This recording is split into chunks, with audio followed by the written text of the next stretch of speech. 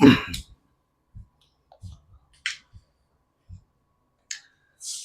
विद्यार्थियों, आज हम एंजियोस्पर्म पौधों के मादा जनन अंग जायांग के बारे में पढ़ेंगे। एंजियोस्पर्म पौधों में पुष्प लगते हैं। पुष्प में नर जनन अंग को कहते हैं पुमंग, और मादा जनन अंग को कहा जाता है जायांग। पुमंग के बारे में हमने पढ़ लिया था, अब हम पढ़ेंगे जायांग के बारे में। तो जायांग के बारे में पहली बात तो ये याद रखनी है कि एंजियोस्पर्म पौधों के जो पुष्प आते हैं उनमें मादा जनन अंग जायांग पाया जाता है। जायांग की इकाई की अगर बात करें, जायांग की इकाई, तो जायांग की इकाई को कहा जाता है स्त्री केसर या अंडप। यानी जायांग स्त्री केसर या अंडप नामक इकाइयों से मिलकर के बना हुआ होता है। अंडप को गुरु बीजाणुपर्ण भी कहा जाता है।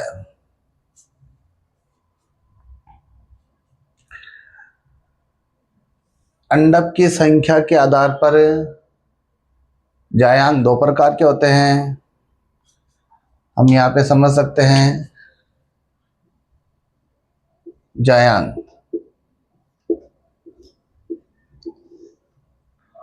दो प्रकार के हो जाते हैं अंडप की संख्या के आधार पर। एक तो होते हैं एक अंडपी जायांग और दूसरे हो जाएंगे बहुअंडपी जायांग। एक अंडपी जायांग वो जायांग होते हैं जिनमें केवल एक अंडप होता है। इसका अगर एग्जाम्पल याद रखना चाहो तो ये रख सकते हैं आम। बहुअंडपी जायांग ये ऐसे जायांग होते हैं जिनमें एक से अधिक अंडप पाए जाते हैं। ये दो प्रकार के होते हैं।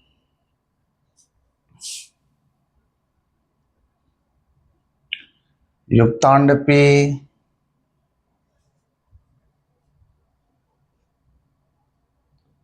वियुक्तांडपी।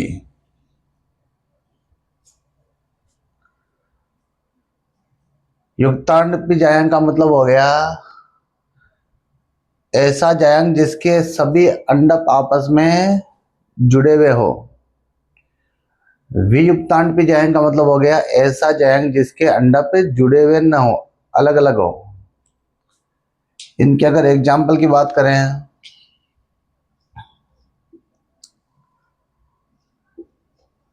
गुड़हल,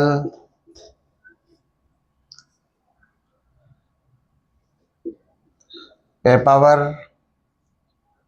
सोमनीफेरम जिसे अफीम भी कह सकते हैं, अफीम।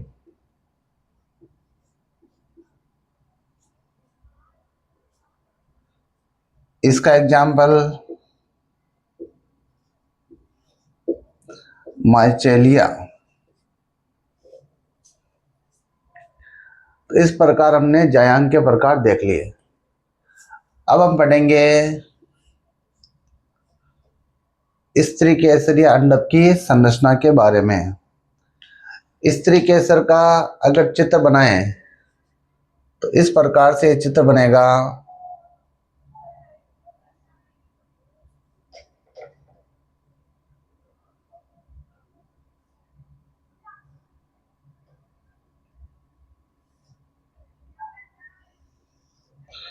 ये स्त्री केसर का हो गया चित्र।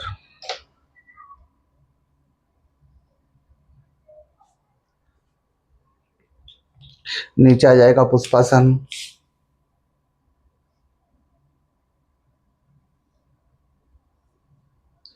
ये चित्र हो गया स्त्री केसरी अंडक का। इसके 3 भाग होते हैं। शीर्ष चपटा भाग जिस पर परागकण आकर गिरते हैं, इसे कहा जाता है वर्तिकाग्र। आधारी फूला हुआ भाग जो पुष्पासन से जुड़ा हुआ होता है, इसे कहते हैं अंडाशय। और वर्तिकाग्र अंडाशय को जोड़ने वाली जो नली है, इसे कहा जाता है वर्तिका।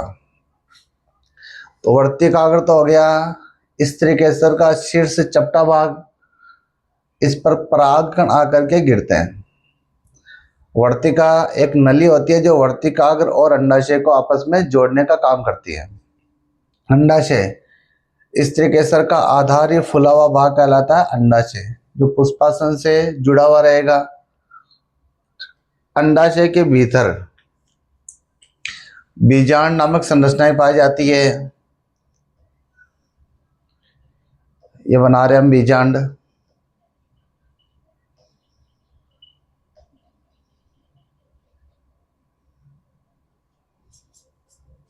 बीजांड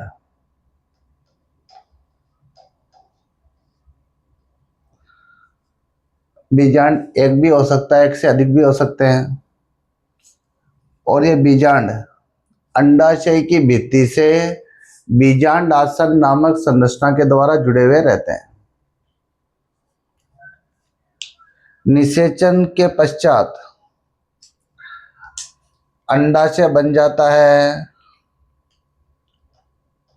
फल, और बीजांड बन जाता है बीज। इस प्रकार हमने यहाँ पर स्त्री केसर की संरचना पढ़ ली। अब हम पढ़ेंगे बीजांड की संरचना के बारे में। बीजांड की संरचना को पढ़ना है और बीजांड का विकास किस प्रकार से होता है, यानी ये कैसे बनता है, वो भी अपने को पढ़ना है।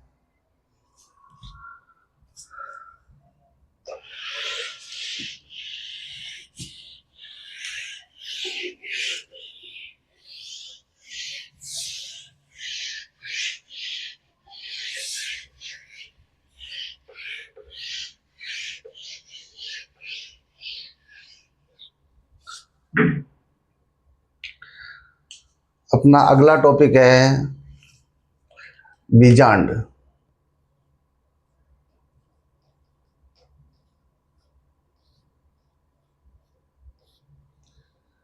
बीजांड को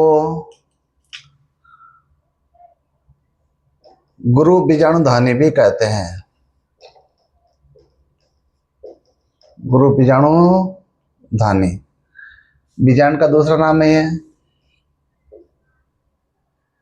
बीजांड का अगर चित्र अगर अपन बनाए तो बीजांड में केंद्र में एक संरचना इस प्रकार से दिखाई देगी।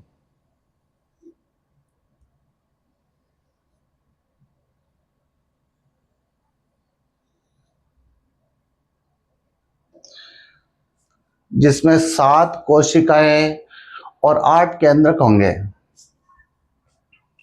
7 कोशिकाएं इस प्रकार से बना रहा हूं मैं। जैसे एक कोशिका ये हो गई, ये इसका केंद्रक हो गया।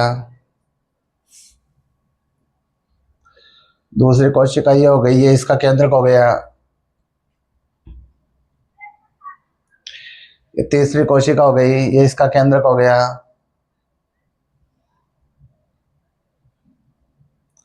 ये चौथी कोशिका, ये इसका केंद्रक। ये 5वीं कोशिका, ये इसका केंद्रक।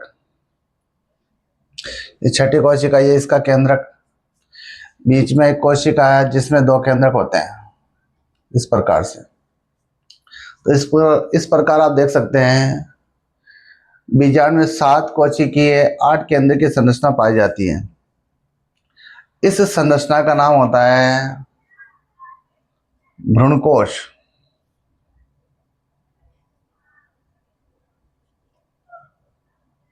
भ्रूण कोश। इन कोशिकाओं के नाम हम आगे डिस्कस कर लेंगे। यह भ्रूणकोश चारों ओर से मर्दूत की कोशिकाओं के आवरण के द्वारा घिरा हुआ रहता है। इस प्रकार से चारों ओर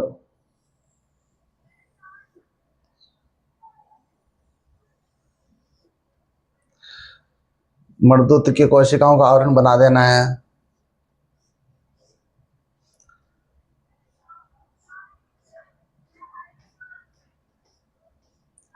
इस प्रकार से मर्दूत की कोशिकाएं हो गई।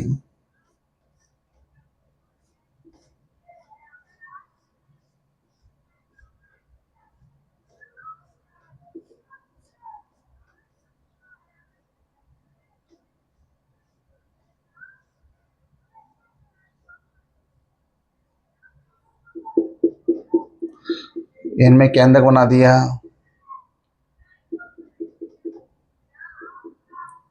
इस मर्दूत की कोशिकाओं के आवरण को कहा जाता है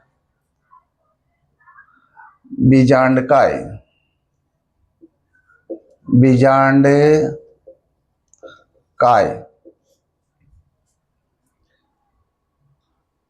बीजांडकाय के चारों ओर दो आवरण होते हैं। हाँ, एक भी हो सकता है लेकिन अधिकांशतः दो आवरण होते हैं जिन्हें कहते हैं अध्यावरण। तो इसके चारों ओर हमारे को बनाना पड़ेगा अध्यावरण।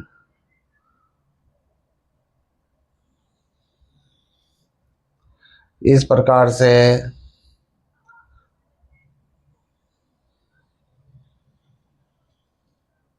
ये बना दिया। जैसे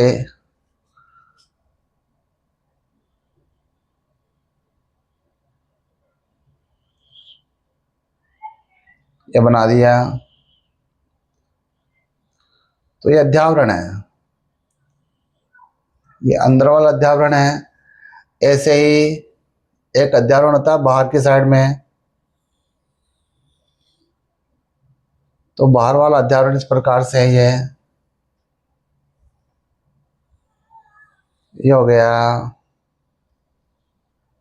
बाहरी अध्यावरण। इधर भी बनाना है बाहरी अध्यावरण। इस प्रकार से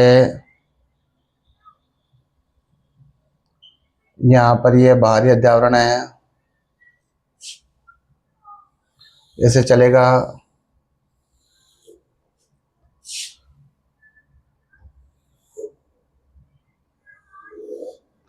इस प्रकार से बीजांड हो जाएगा। तो आप देख पा रहे हैं यहाँ पे दो अध्यावरण आपको दिख जाएंगे। ये अंदर वाला रही है, बाहर वाला। ये अंदर वाला रही है, बाहर वाला। इनके हम नाम लिख देते हैं। ये हो गया आंतरिक अध्यावरण।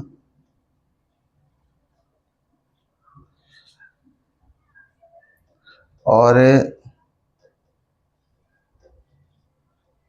ये वाला हो गया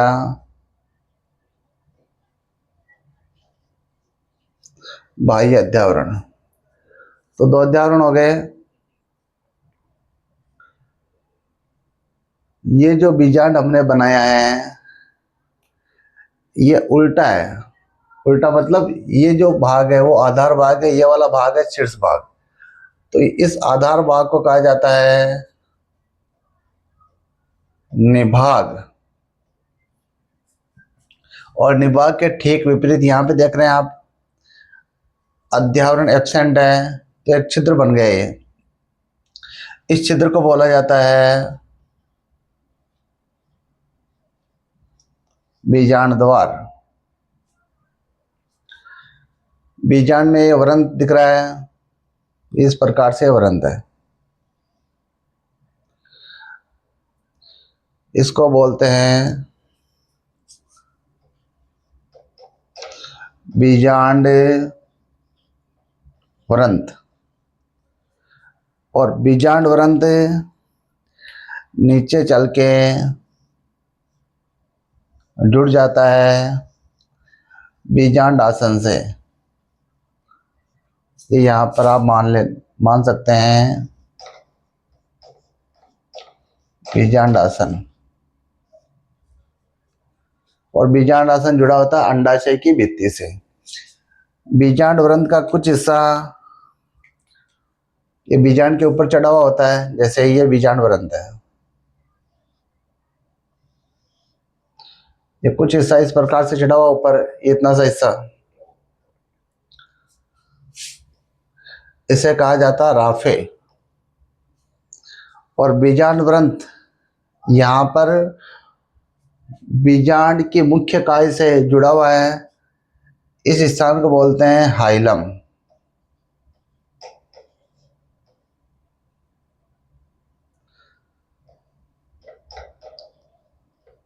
नाभिका। इस प्रकार हमने यहाँ पे बीजांड की संरचना का चित्र बना लिया। अब हमें इस भ्रूणकोश के बारे में पढ़ना है। भ्रूणकोश में टोटल 7 कोशिकाएं दिख रही है। इन 7 कोशिकाओं में ये कोशिका कहलाती है अंड कोशिका। नाम लिख देता हूं इसका, अंड कोशिका। और अंड कोशिका ही होती है मादा युग्मक, अंड कोशिका। और इसके पार्श्व में 2 कोशिकाएं हो गई है, एक ही और एक ही। इन्हें कहा जाता है सहायक कोशिकाएं।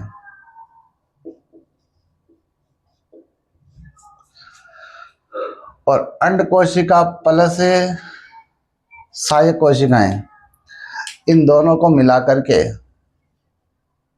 कहा जाता है अंड समुच्चय। और ये अंड समुच्चय होता है बीजांड द्वार सिरे की ओर। ये 3 कोशिकाएं निभाग की ओर है। इन्हें कहा जाता है प्रतिव्यासांत या प्रतिमुखी कोशिकाएं। एक कोशिका ये हो गई, दूसरी कोशिका ये हो गई, तीसरी ये हो गई। इन्हें कहेंगे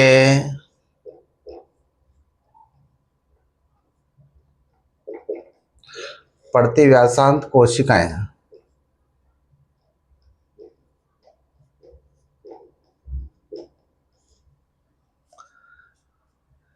एक एक कोशिका जो बीच में दिख रही है, इसे कहते हैं केंद्रीय कोशिका।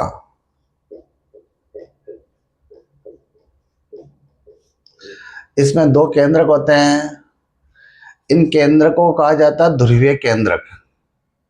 मतलब ये वाले जो केंद्रक दिख रहे हैं, ये वाला केंद्रक और ये वाला केंद्रक, इन्हें कहते हैं ध्रुवीय केंद्रक। इस प्रकार हमने बीजांड की संरचना का ये चित्र पढ़ लिया। अब अगला टॉपिक हम पढ़ेंगे बीजांड का विकास। Thank you.